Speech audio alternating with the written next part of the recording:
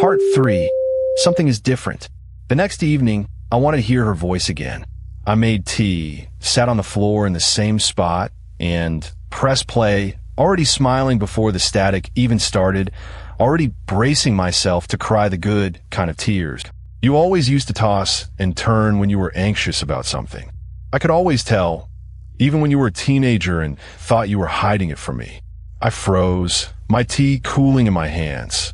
I had tossed and turned the night before. Actually, no way, I had fallen asleep on the floor, deeply, dreamlessly, the best sleep I'd had in weeks. That didn't match. But more than that, the tape from the night before hadn't mentioned anything about sleep at all. It had talked about my birth, about my father, about hoping I found someone to love me. This was a different conversation entirely, a new one, layered on top of the old one like a second coat of paint. I told myself I was misremembering. Grief does strange things to memory. Maybe I had just forgotten a section.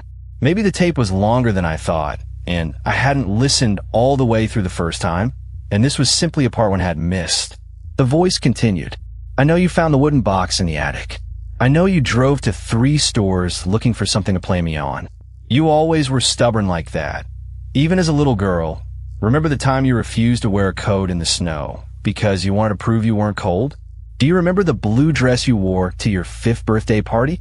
You cried because it had a stain on it, and I told you nobody would notice, and you didn't believe me, and you sulked in the corner for 20 minutes until your father bribed you with cake. I did remember that dress. I hadn't thought about it in 20 years, hadn't thought about it since it happened, actually, and yet the memory came rushing back whole and complete the second the voice mentioned it, like a door swinging open onto a room I'd forgotten existed. And I definitely, absolutely had not told anyone that I had visited 3 thrift stores to find a boombox. Part 4. I try to explain it away. In the morning, sunlight helps. It always does. Fear that feels enormous at 3 in the morning shrinks down to something manageable once the sun comes up and the birds start making noise outside your window and the world remembers to be ordinary again. I told myself there had to be a logical explanation. Maybe the tape had multiple tracks and the player was randomly choosing which one to play, like a shuffle feature on an old machine that malfunctioned in some strange way. Maybe I had told someone about the thrift stores and forgotten, and that person had somehow... No, that didn't make sense either.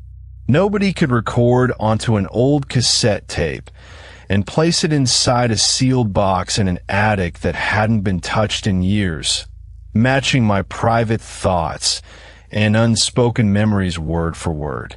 I called my mother's old friend, Denise, a woman who had known her since college, back when they used to share an apartment above a laundromat and split the rent by counting quarters at the kitchen table. I asked if she knew anything about a cassette tape my mother might have recorded before she died, maybe as some kind of final gift. Denise sounded confused. She said my mother hadn't mentioned anything like that.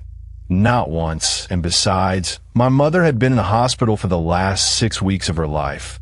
Far too sick and far too heavily medicated to be organizing secret recordings, let alone smuggling a wooden box up into an attic she could barely climb stairs to reach anymore. That should have scared me more than it did. Instead, some strange, hopeful part of me wanted to believe it really was magic. That my mother had found some way to reach me from beyond, to keep talking to me, to keep being my mother even after death, defying every rule of biology and physics just to stay a little longer in my life. Grief makes you want to believe in impossible things. It makes the impossible feel like comfort instead of danger, like a door left open instead of a trap sprung shut. That afternoon, I did something I probably shouldn't have.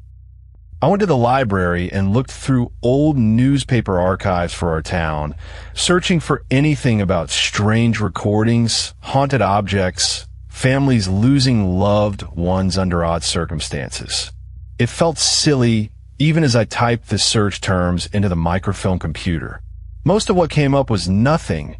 Obituaries, church bake sale announcements, a decades-old article about a house fire 2 streets over from where my mother used to live. But one small clipping caught my eye. It was from almost 40 years ago, barely 2 paragraphs long, buried on page 9 of a local paper that didn't exist anymore. The headline read, "Local woman's death ruled accidental after months of strange behavior." The article was thin on details, the kind of vague small-town reporting that leaves more questions than answers, but mentioned a woman named Eleanor Voss who had, according to neighbors, become withdrawn and obsessed with an old recording in the months before she was found dead in her home. No cause of death was listed. The article ended abruptly, as if the reporter had been told to stop asking questions. I stared at that clipping for a long time. I told myself it meant nothing. Coincidences happen. Old towns have old tragedies, dozens of them, buried in every issue of every dead newspaper.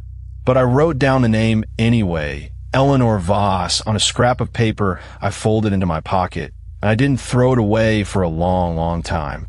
I decided to listen again that night. I told myself I needed to understand it, to know what it was before I could decide whether to be afraid. I think, really, I just wasn't ready to stop hearing her voice yet, and I was looking for permission to keep listening. Part 4. Not after her husband passed, just her and the girl. I asked about the girl, Margaret.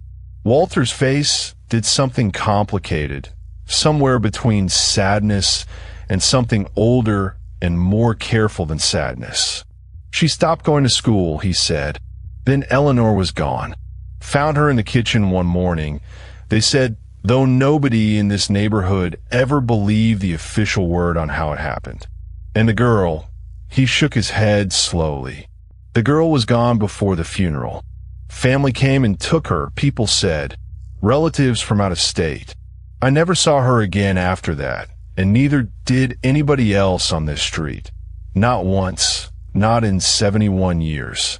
You'd think a person would come back, even once, to visit a grave.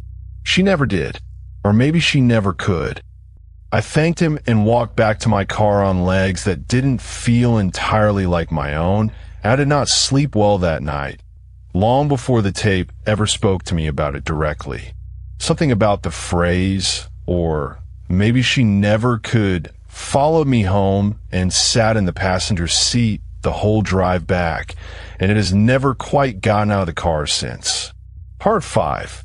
The voice learns my name that night's recording started the same way. Static, then her voice. Sarah, it said. You called Denise today. She doesn't remember me telling her anything, does she? That's all right. I never told anyone about you and me. Not really. Some things are just between a mother and her daughter. My whole body went rigid. There was no way it could know about the phone call. No possible way, unless it was somehow inside my life in a manner I couldn't understand or explain. You're scared now, the voice continued, and something about its tone had changed. Didn't you pray for it some nights after I got sick? Didn't you lie in bed and beg whatever's listening to just let you talk to me one more time? I had. God help me, I had. I had prayed exactly that more than once in the darkest weeks after the diagnosis, when I understood for the first time that she was actually going to die and there was nothing anyone could do about it. I had never told a single living soul that I prayed that. I had been ashamed of it, somehow like wanting more time was a selfish, greedy thing to want from God. I know things now that I never knew when I was alive, the voice said. I know you didn't visit me as much as you wanted people to think those last 2 months. I know you cried more about missing work than about missing me some days, and then you hated yourself for it in the parking garage before you came inside. I know you feel guilty about that. You don't have to feel guilty. I forgive you. I forgive you for all of it, sweetheart. Doesn't that feel good to hear? Doesn't that feel like exactly what you needed? That was too much. I reached for the stop button, my hand hesitating over it for one long, terrible second. Some deep, animal part of my brain told me not to touch it, not to interrupt whatever this was, that interrupting it might make it angry. And then I slammed my palm down, and the tape cut off mid-sentence with an ugly mechanical screech that didn't sound like any tape player malfunction I had ever heard before. It sounded almost like a scream, cut short,